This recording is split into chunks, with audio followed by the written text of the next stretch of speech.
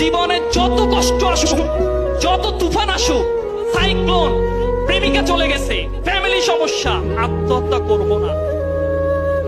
বলো,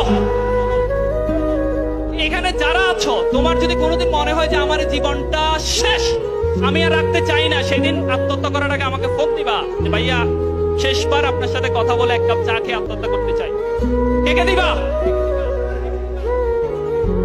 আচ্ছা ঠিক আছে, আত্মহত্যা করার জন্য যদি কারো মাইন্ডসেট আসে 1 ঘন্টা দৌড়াবা, তারপর আত্মহত্যা করবা। কয় ঘন্টা? 1 ঘন্টা দৌড়াতে পারলে আত্মহত্যার ভূত মাথা থেকে চলে যাবে। ওকে, এটা আমি বলি না, এটা একজন ডাক্তার বলেছে। তো প্লিজ, জীবন আগে। এত বেশি ফ্রাস্ট্রেশনের দরকার নাই। এত বেশি সাকসেস, একটা সরকারি চাকরি পাইলে কি হয়?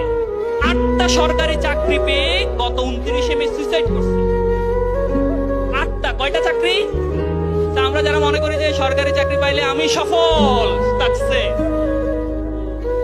সফলতা কিন্তু সব জায়গায় না, আসলে চাকরিতে না, কিন্তু বুঝতে পেরেছি। সফলতার সংজ্ঞাটা নিজের জন্য চেঞ্জ করে ফেলতে হবে। ওকে, পারবো ইনশাআল্লাহ। ওকে, সো আমরা কলোনেল স্যান্ডার্স যদি 67 ইয়ার্সে শুরু করে যদি পৃথিবীর 2nd লার্জেস্ট চেইন ফ্র্যাঞ্চাইজি করতে পারে, তাহলে আমরা কেন একটা চাকরি পাবো না? আমরা কেন একজন ভালো উদ্যোক্তা হতে পারবো না? পারবো ইনশাআল্লাহ।